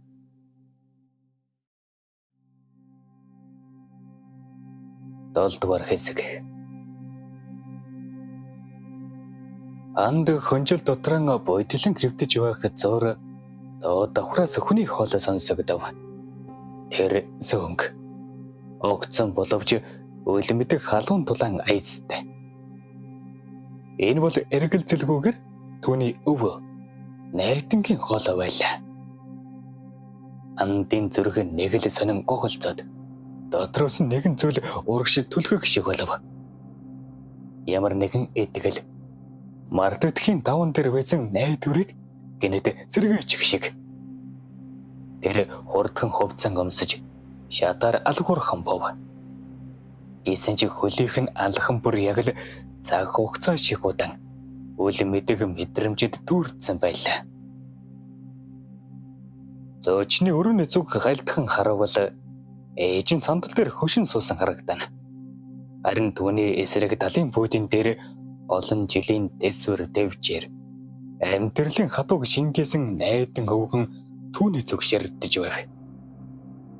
Нар залхинд эдэгдсэн бор царай нь үсний цагаан өнгөтөн зөгцөж зөвхөндөн үлээлэг даруулсан мэдэн нүд нь гүн бодол эсвэл додрон хадгалж явсан хатуухан үннийг мэдрүүлэх шиг. Анандаг гинэтхэн амьсгахан төгжих шиг болж зүрх нь юу ч үгүй цохилсоор өвөөгөн харсан тэр мөчид өөхөд ахын цагийн хүндлэл бас үлмэдэг айдас зэрэгцэн урсаж ирэв.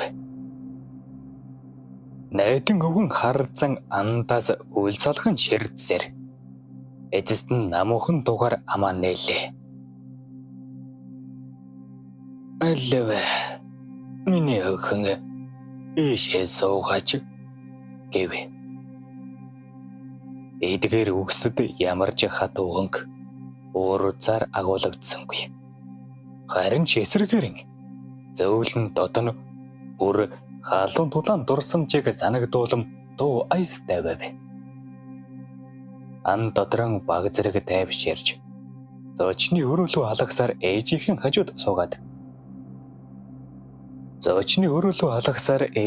хажууд суугаад өвөөгөн хажиглав.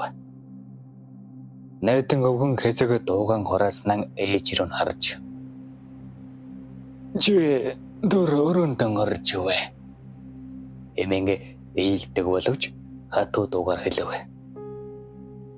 Андын ээж юу ч хэлсэнгүй. Олон жилийн амьдралдаа дассан мэд юм бодол хүүхээр босоод айж өхөн дээш гарч одов. Харин доор өрөөнд үлдсэн хоёр хүний хооронд орон цагаар нэгэн дотно гэхдээ тайлагдчихгүй мэдрэмж урсаж эхлэв. Найдан өвгөн буудан дээр нурууган баг зэрэг төшөөд амьсгаахан аваад яриаган эхлэв. За тэгээд яг боллоо да. Өвөө нөрдөн ээлж байсан да. Тэр хамбард орж болохгүй гэж. Өгшин хүний дуунаас нэхэн сануулж буй өнгөл сонсогдохоос биш ямар ч зэмлэл уур эсвэл айдас андад мэдрэгдсэнгүй. Харин ч энэ яриа яг л хуучны цагийг дурсах мэт эсвэл удаан усан нэгэн дүүхийг дэлгэх гэж байгаа мэт санагдав. Анд бүхнээс дэвжиж байсан нулимсан энхэн агшинд барьж дийлэлгүй. Зүгээр л доош орсоглоо. Түүний хоолой зангирж арайхийн хитэн үг хэлж чадсан нь тэр дөхөрөөр яг ямар учиртай юм бэ? Миний найз гэдэг элэг зуран дуун зам харж дотор нь хоосон болчих шиг санагдав. Найдан өвгөн түүний зүгээс ширдсэн хэвээр гар зам баг зэрэг зөөлрүүлж сонойж өгөө мэд урдаар амьсгаа авснаа. Чи тэр дөхөрөөрийн талаар мэдхийг хүсэж байгаа болов нэг зүйлийг сайн ойлгох хэрэгтэй. Энэ жирийн эд биш. Энэ бол хүний чингүсдэг биелүүлдэг эд. Гэхдээ үнэгүй юм гэж байдаггүй юм шүү. Миний охин. Анд нүдийн анилгүй ширдэн. Харин найдан өвгөн хэрэгэн үргэлжлүүлв. Тэр дөхөрөөр Хүний сэтгэлийн хүнээс гарсан хүсэл, жинхэнэ хүсэл. Яг ямар ч дүр эсгэлгүй. Сэтгэлээс орсон гарсан тэр хүслийг сонгодог. Хэрвээ үнэхээр чин сэтгэлээс хүссэн бол тэр жиний хардаж байна. Анж байсан хамаагүй. Гэвч энэ зүгээр л хүслийг чинь биелүүлэхдэг гэж бодож болохгүй. Тэр хүсэлд чинь тэнцүү төлөөсгөж бий.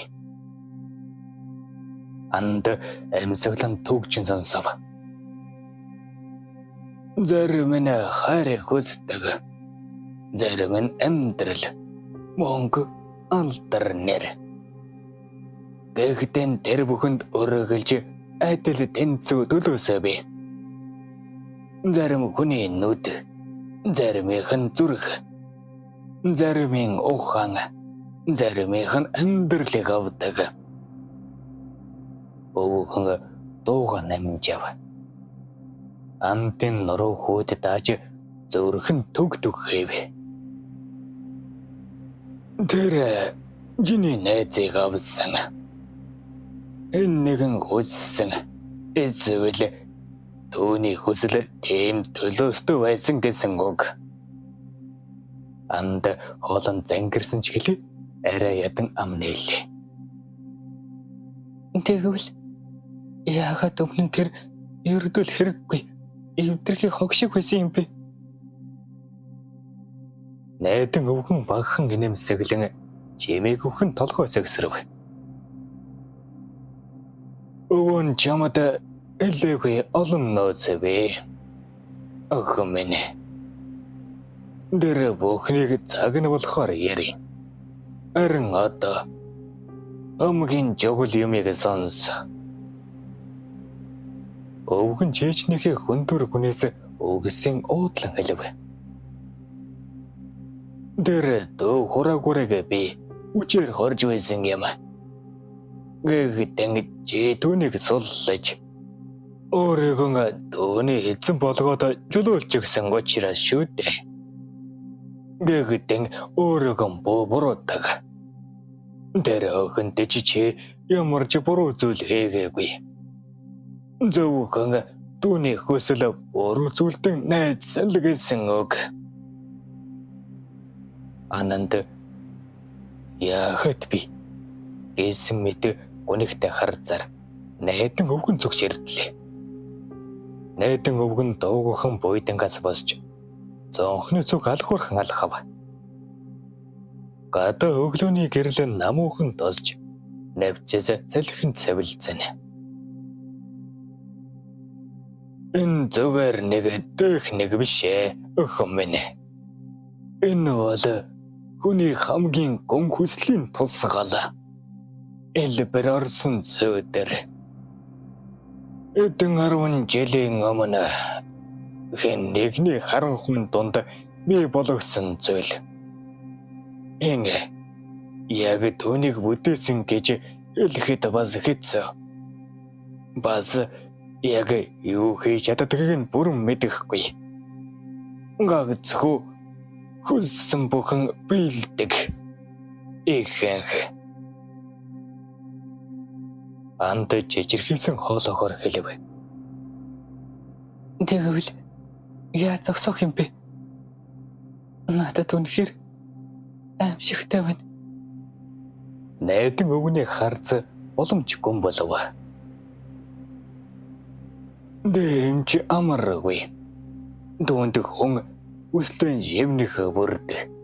Тэр улам хүчрэхэг болж чи сонсож эхэлсэн байх. Тэр шивнэх мэддөө ихэнтэн бүдэг. Дараа нь эл дод болж харин бүрэн сонсогдох тэр цагт би зогсож чадахгүй. Дүүнээс л өмнө олох хэрэгтэй. Орох ёстой. Анд хэсэг дуугүй байсан нь хаанаас олох юм? Та чадна үсттэй гэв. Найдан өвгөн толгой сэгсэрж цонхоор холын бараг ширдэн. Би чадахгүй. Харин чи түүнийг мэдэрч ядана. Чи түүний эзэн. Чи ана байгааг нь зүйдэн дэж, зэрүүн дэж мэдэрч ядана. Гэхдээ дахин харах бүрд тэр чиний зүрх сэтгэлийг сорон авч эцэстээ чамайг өөртөө шингээж харна. Үүнийг чи санах хэрэгтэй. Анантын зүрх нь өдөрмхийн зураг хүчтэй логшиж эхлэв. Чэйжинт нь ямар нэг өвлөн үзэгдэх хүүтэн хуруу хүрээ тавх шиг. Айдан хөвгөн хүндхэн санаа алдаад үзүүнээсээ зөвлөдөн дайлж чимээг өхөн түүний зүг ордлоо. Чи орой хичээлийн дараа дээр тэгээд чааш яахан ярилцъя. Өвөд нь хийх ёстой зүйл байна. Жамдэж бас. Гэж хэлэхэд түүний хоолой нэг л зөөлөн, нэг л хүн сонсогдов. Найдан өвгөн зүйлтэйг Анантын хүзүүнд зөөж өгөөд өдрөө удаан ширдэн. Миний эцэгүүд энэ зүйлтэйг эзэж салгаж болохгүй шүү. Эмэн намуу хүнж нөхөцтэйгээр хэлв. Зөвлөлтийн хөрөл товж чэйжин дээр нь хүрэхэд Анантын бие бүхлээр нь баг зэрэг салганаж яг л тэр мөчөд нэгэн үл мэдэх хэл давж орсон мэт мэдрэмж төрөв. 8 дугаар хэсэг. Чарльсон навчсаа биеийн даалгүй модноос багахан салхинал хийсэн гудамжинд хөглөрнө. Саяхал дулаан байсан нар ээлжийн энгэрдэн хөмн нүрэн буруулах мэт чайж холдож өнгөн гандан алсад замхарна. Өглөөний гэгээ оройн харуу бүрээд сэрүү дадаж чимээгүйхэн арьсан дугур шургах мэт дааруулдаг болсон нь намрын эцэс ойртож бөг мэдрүүлнэ. Өнөөдөр Анантын хувьд бүх зүйл нэг л тайван мэд. Зүйлийн хэдэн өдрийн хар дарсан зөөд дуугараа хур тэр охины нулимс бүгд л өнөөдрийн нам гүмд уусан алга болжээ. Тэр бүгдийг өмөрдөж аль хэдийн хардан оргисон мэт алхаж явв. Өнөөдөр Анантын хувьд дэмж гой зүйл болсонгүй хичээл дарав. Гэхдээ зарим нэг зүйл их сонь санагдана. Ангийнхан ялангуяа өмнө нь бараг дуугарч гар цанц солилцож байгаагүй зарим охид гайчин хайш гаргаж эхлэв. Хичээлийн завсарлаг бүрээр ээлжлэн ирж Анантын хүзүүн зүүсэн зөвлөлтийг сонирхон зарим нь бүр зөөж үзхийг хүсэх болов. Эхэндээ Анантж тийм их анхаарсангүй. Магадгүй энэ бүгд сэтгэлийн дэмгэх гэсэн хоролдлого. Эсвэл зөвлөлт хэд нүдэн дөрдгөр байсантай холбоотой байх юм боджээ. Гэвч өдрийн сүүлийн цаг дуусах үед нэг охин гинэтхэн өөрчлөгдөж эхэлсэн юм. Түүнээс зөвлөлтөйг тайлхах шаардаж үг нь хурцдаж өөртөө өнгөр ярих болсон нь Анантыг үнэхээр балмагдуулсан юм. Нэг л зүйл буруугаар эргэж эхэлж бүгдээр мэдэрч байлаа. Анд тэр даруйтан ангиас гарч гэрлүгэн яаран алхлаа. Өвөдөрийн хурдан очиж өхнийг засах хэрэгтэй мэт түүнд санагдана. Гэвч гэртэн ирэхэд өвөө нь алга байв. Ээжээсээ асуухад хариу хэлсэнгүй. Андж дуугүйхэн өрөөндөн орж орондон хэвтэв. Орой намган болов. Гудамжны гэрэл зонхоор зөөлөн тусах нь үрж намжим. Бараан мэдрэмж төрүүлнэ. Анд хөнчөлдөн шургасан чигээрэн хэвдэж зүрх нь үлмэдэг жижирхээлэх мэт зохилж байв. Өдрийн тэрөөхөн түүний толгойноос салсангүй.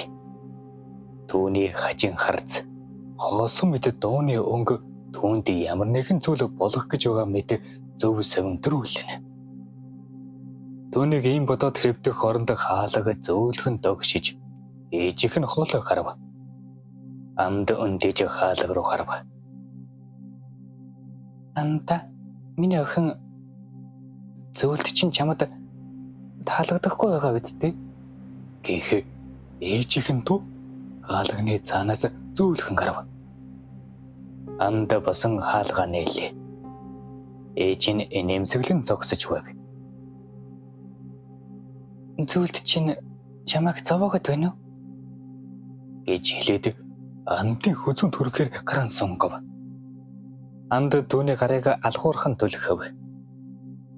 Үгүй. Өвөө надад зүүж өгсөн. Танд юу болов? Ээж нь нэмсэглсэн чигээр. Тийм ээ.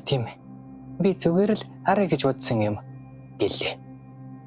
Тэр мөчөд ээжийн нүдэд дэмж өөрөмсөг харагдсангүй. Ээж нь дахин юм хэлсэнгүй. Нэг сонин ширдэж хэд чаашигв. Анд хэсэг чимээгүй хараас нь хар зогсоод уцаад орлогон орж хөншлөөн татав. Ананд гүн нойронтон авдчихээ. Хөөшхөн бүтнээр нь татсан тул сарны бүдэг гэрэлж өрөөнд нэгдрэх боломжгүй болж бүхэл оржлон тас харанхуугаар бүрхэгдэнэ. Амигүй мэд намгүм дундуур доо давхраас дээш алхуурхан алхах хөлийн чимээ сонсогдоно. Алхаа тун удаан. Жигтэйхэн жигд. Чимээ түүний хаалганы өмнө хүрд зогссов. Анд онцсаар. Гэтэл хаалганы бариул айжмаар яригэж. Энийхэн орхийг оролдож буй мэд чимээ дуулдав. Дөрзөр намгүм болсон хаалга хүчтэй цогцдог чимээ гинэд хан гинэв. Түүний цанаас хүчилсэн тасалдаг амьсгаа сонсогдоно. Жарих харж давждаг мэт тэр амьсгаа өрөөгөр нэг зөөрөйдөв. Энэ мөчтөл Ананд үдээ нэв. Хаалга балбаг чимээ улам ширвсч. Яг л хэн нэгэн дотоош эвдэн орох гэж байгаа бололтой сонсогдоно. Тэр хүнийг зүүд биш, төсөөлөлч биш, харин бодит гэдгийг бие махбодоор мэдэрч байлаа. Тэр гаран жээжинтэн тэврэн зүйлтэн атгав. Дулаахан жээжин дотор нь үл мэддэг багхан гэрэл асах мэдрэгдэнэ. Хөөтэн хөлс нь нуруу дахин орсон. Хан налан чимээг хөсөв. Амьс хатаран харанхуун дунд эцхэн итгэлийн цүүлтэндээ шингэн жижигэн суулаа. Хаалганы төгжээж ярхран мулдарж цаана байсан нэгэн мүдхэн ороод ирэхэд бэлэн боллоо. Хаалга ямарч заадгүй онгоох гэж байгаа мэд чимээгүйхэн ганхана.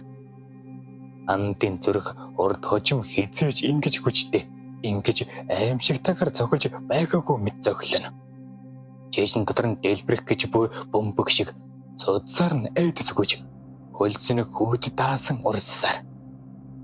Нүд нь хаалганаас хормын төдийж холдож чадсангүй. Анивчвал юуж тохиолдож мэдэх юм шиг. Анчигүл төрцөл аль хэдийн хажууд нь ирж гисэн байх мэт. Гэнэт чимээ тасрав. Хаалганы цаанаас чимээгүй. Бүр аюултайгаар чимээгүй байдал ноёллоо. Энэ намгүм илүү аюултай, илүү хүлээлттэй. Энэ удаа юу болох вэ гэдэг бодол зүрхнээс нь дархин төрж ухаандан шоргон орж ирэхдээ айдсыг нь хурц бараг тэсэлшгүй болтол хорвүүлнэ. Сүүлийн 2 минут юу ч болсонгүй. Хаалга онгойсончгүй. Хаалганы цаадах хэн нэгэн ч хөдөлсөнгүй. Гэвч Анд мэдэрч байлаа. Яг л хаалганы цаана тэнд хүн амьсгалж байгаа юм шиг. Сонсогдохгүй хэрнийг яг дэрэгдэн байгаа мэт. Агаарын нэгтрэл, зүрхний хэм, үг зөөл тэнд хэн нэгэн байгааг нотлоно. Амьсгал нь тасалдаж толгойн хөвдөн хөлсөөр норжээ. Нүд нь хаалга руу ширдсэн хэвээр. Тэр хаалганы цаад хүн хөдлөө хүж яг л хээзээ мэдгүй сэт зөхөд ороод ирэхэд бэлэн мэд. Эсвэл алхтын дотор угаа мэд мэдрэмж төрүүлнэ. Хаалга дахин тогшлоо. Гэхдээ энэ удаа зөөлөн ээлдэг. яг л өмнөх бүх айдас хийг үзэгдэл байсан мэт. Анд урдаар амьсгаа аваад хаалга руу харсаар суна. Гэтэл хаалганы цаанаас танил дууцоор айдав. Одоо аюулгүй болсон. Охин минь. Хаалга нээгээд өвөөгөө оруулаарай. Түүний хоол яг л өмнөх шиг намгүм. Дулаахан дотон сонсогдоно. Гэхдээ Анантын зүрх улам чангаар зохилж эхлэв. Айдсуу эсвэл итгэх гэсэн сэтгэл үү? Тэр яг одоо ялгаж чадахгүй байлаа. Өвөн чамд зээж муу зүйл хийхгүй. Чи мэдэж өгөө үсттэй. Гэж дахин хэлэхдээ нь хоолой нь улам уярч, улам дотон сонсогдлоо. Антын дотор ямар нэгэн зүйл хөдөлж, айдас дунд нь өжөөхөн эдгэл, сэтгэл хөдлөл урхан гарч ирэв. Хаалга нээхэд хэдхэн лалхам.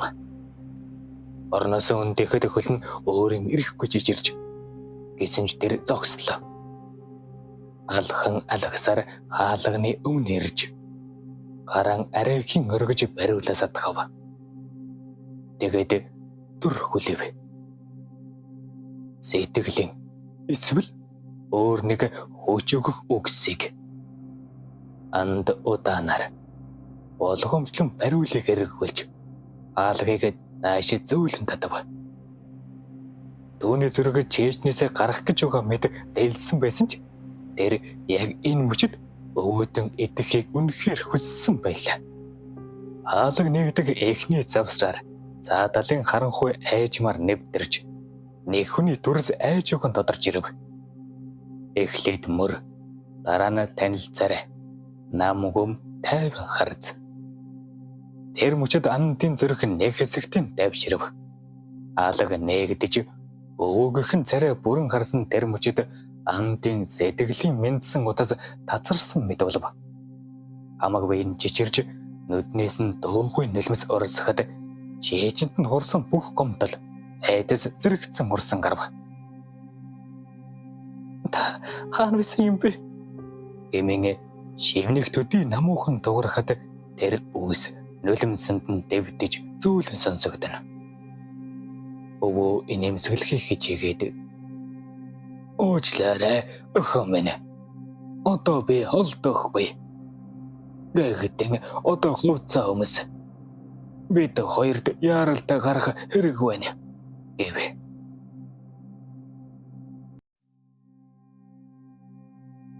Эсдүгээр хэсэг.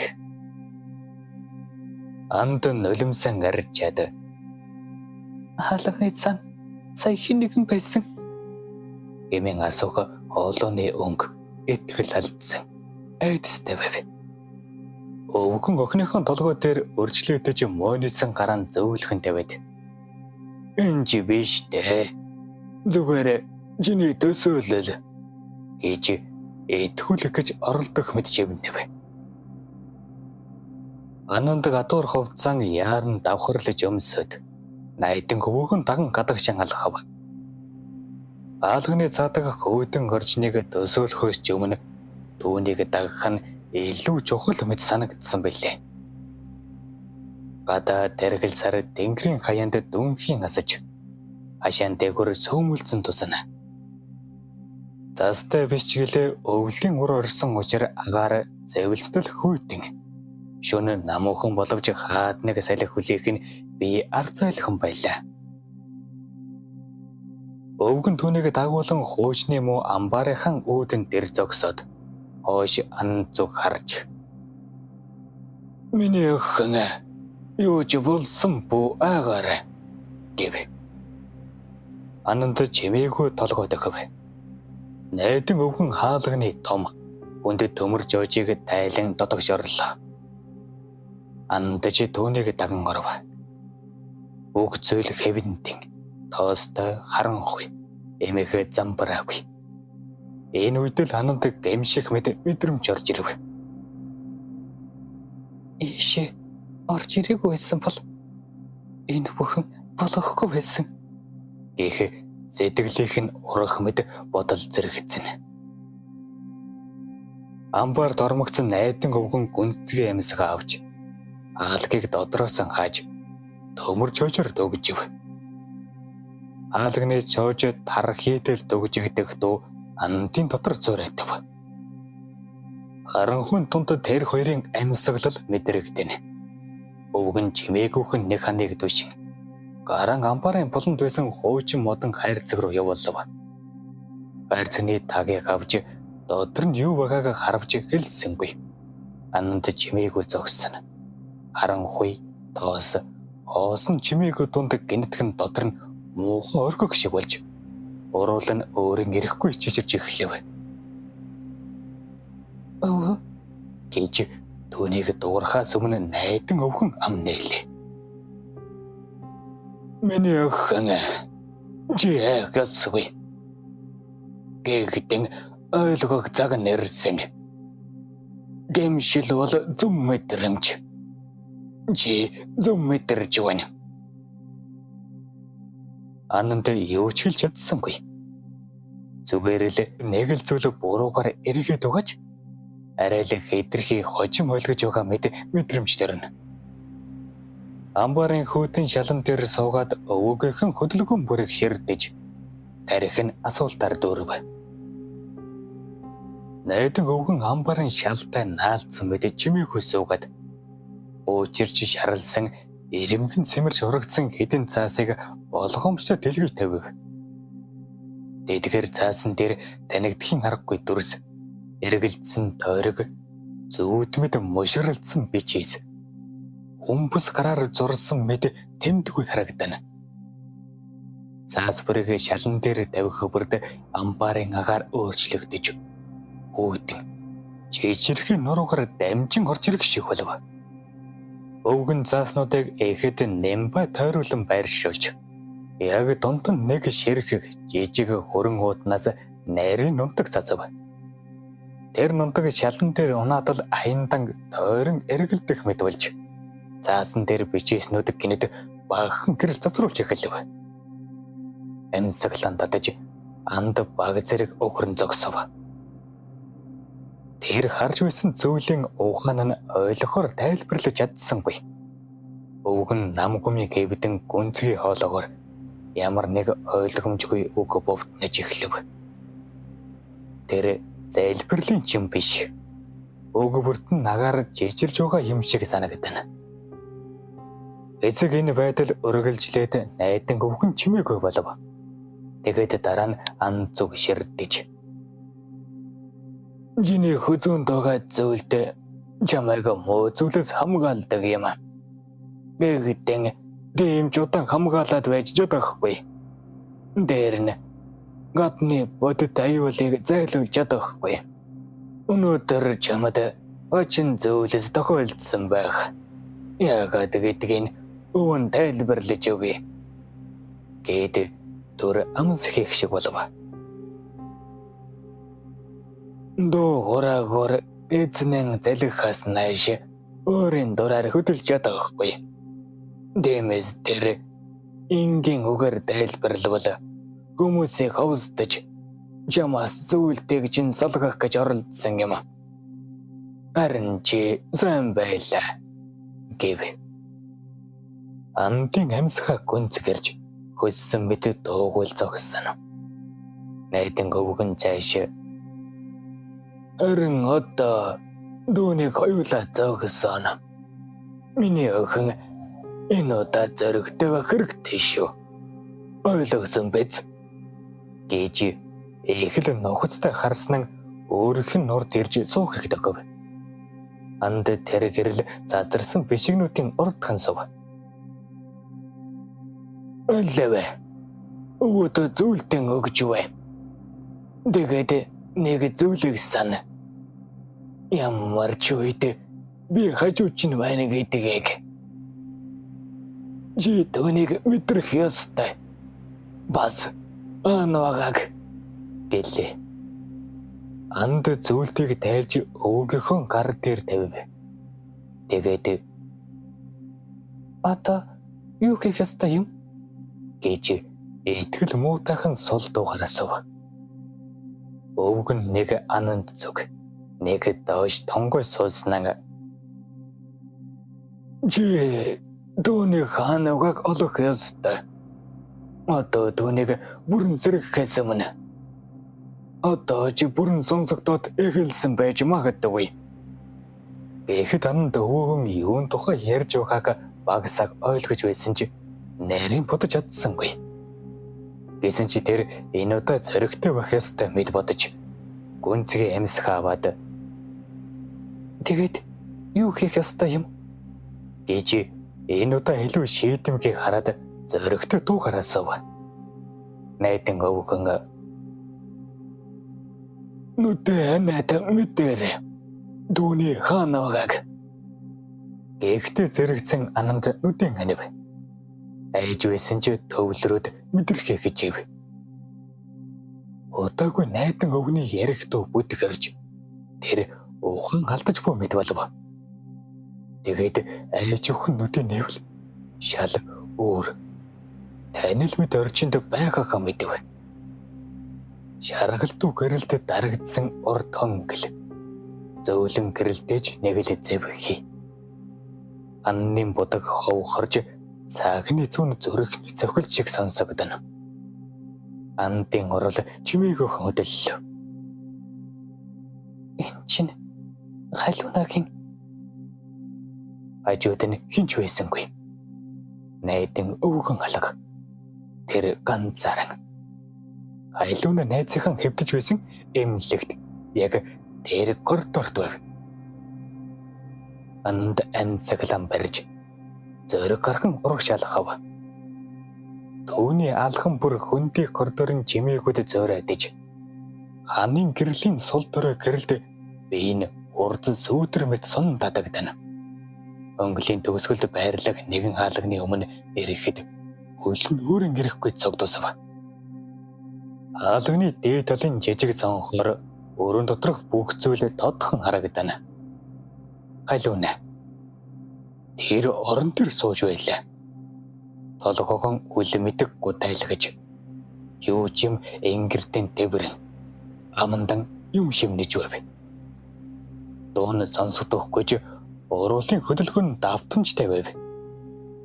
Гэвч түүний тэрсэн зүйлд ногоон туяа гэрэлтэн. Андын зүрх хүчтэй дэлсэж эхлэв. Айдас нь дотроос нь нэвчиж хөлийг нь хөшөөж сэтгэл нь одоо гэж хашгирч байлаа. Тэр хаалганы бариулыг татаж хүчтэй дарлаа. Гэвч төгжөөтэй хаалга амар онгойсонгүй.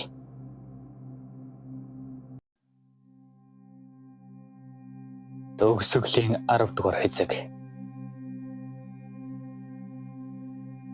Анд юу гэхээ мэдэхгүй хаалганы бариултай ноцолдож байх хооронд хайлун нэг эдгээ татаад хойш сав хэвдэв. Энэ үед хонглын гэрэл анивчиж өнөөхөд дуугараагурын чимээ чихэндэн сонсогдож эхлэв. Гэхдээ энэ удаа хэржигнэх дуу биш. Хүм шивнэх мэд хоол илүү тод байлаа. Анантын нор хүйд дав. Тэр хаалганы бариулаас гараан салгатал дахин нэг чимээ. Хонглын эсрэг талд байсан хаалга хүчтэй савагдав. Дараа нь өөр нэг чимээ. Үлийн чимээ. Хэнийг нь тийш алхаж явна. Гэхдээ энэ алхалт зэрэг биш. Хүм мэд боловч тэнцвэргүй. Эв хавгүй сонсогдов. Анандын нүдэд тээш гөлрөв. Хонглын цөөлчийн гэрэл анивчиж ойртож яваа биеийг хагас харанхуй. Хагас гэрэл донд тодруулж байлаа. Бүтэн үндсэн мөр. Үзүүн хажуу тийшээ хилдэж. Хөл нь чахрамчрэгдэн. Яг л бүх ясан мултарсан мэт. Харин нүүр нь харагдсангүй. Анантын хөл газар наалдсан мэт хөшчихв. Тэр хөдөлж чадсангүй. Ганцхан бодол толгойд нь хэргэлдэн.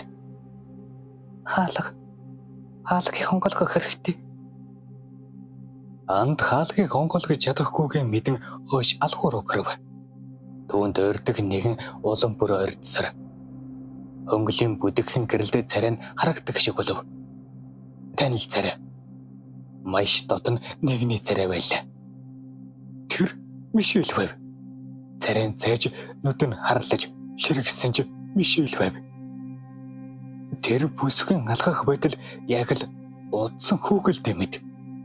Үзүүн нэгдгийш бүхэж мөрн хүнчиж гихтийн царай нь хөдлөгөнгүйхэн амдаг ширтэн. Тэр яагаад гэж одогтон ойлгосон мэд. Аалхны жижиг цонхоор дахин халуун зүг харв. Дуухраа хүрэн гэрэл тодсож чимээ бүр жихэнтэн чиртэй болжээ. Үүнтэй зэрэгцэн ард талд нь ямар нэг дулаахан мэдрэмж мэдрэгдэв. Эргэж харж амжаагүй байтал найдан өвгөн түүний ард талаас чанга тавирж "Бөхөдлөөрэй" гэж шивнэх шиг болов. Дараа нь түүнийг тагуулan тэр хаалгыг хүчтэй мөрлөн онгойлгож хоёул өрөөнд оронгууд хаалгыг дотроос нь татан хаав. Эдний араас нэг хөөтөн салхи хамт орж ирсэн мэт. Ананд сандарч үг хэлэлгүй халуунаа зүггүүж ичв. Тэр орон дээрэн хажуу тийш харан хэвдэж гар нь солонжиж царай нь маш цанхээсэн байв. "Алуна" гэж Ананд түүний мөрөөг загсарч дуудахад нэг л солхон амьсгаа түүний нүүрэнд мэдрэгдэв. Амьсгалж байна. Гэвч энэ амьсгал бараг сүүлийн хэдхэн хормынх нь амьсгал мэт байлаа. Андын хоолой сулханж гомдсон, шантарсан хөнгөр. "Яагаад? Ямар учиртай юм? Өвөө? Яагаад Мишель? Яагаад тэр энд байх юм бэ?" гэж хэлв. Найдан өвгөн хаалганы өмнө хоёр гараар нь тушиж додогч хүчтэй дарагдахыг эсэргүүцэн зогсно. "Наад охины чинь хүсэл болол та" гэлээ. Энэ үгийг сонсоод Анандын царайд мэддэхөөс гэрэл гэв. Итгэл найдварын төдийхөн ож түүний сэрэл болон асав. "Тэгэхээр Мишель амарсан гэсэн үг үү?" гэж нүдэн бүлтээлхэн чэйчэндэн амьсгалан хуран асав. Гэвч найдан өвгний царай зайж хөмсг нь агшиж гар нь үлээлэг жижирж дуун сандрал давтсан байв. "Үгүй дээ, охин минь, үгүй. Энэ ертөнцид зөржиж болохгүй хууль гэж би. Дэм хуулийг ямар ч хүсэл, ямар ч шаналл, ямар ч хүч өөрчилж чаддаггүй юм." Өвгөн хаалгыг жээжрийн хүчтэй дар зогсон. Түүний цаана хаалга тесэрч Мишелийн би хаалга мөргсөр байлаа. "Энэ Мишель биш. Дүүний дүрд орсон, дүүнээс аюултай нэгэн оршихгүй." Ананд гайхан хаалга дөхнө. Хаалганы шижиг цонхоор харав. Мишелийн царай. Тэр хязээний дотн инээмсэглэлтэй мэт боловч нүдэн гүн хар. Яроолгүй гүн. Арьсан цагаанч биш, бараанч биш. Амьд хүний дулаан гэгдэг ямар ч илрэл алга.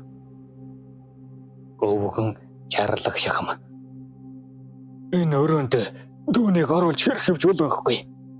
Айлуунд яагаад ч ордуулж болохгүй.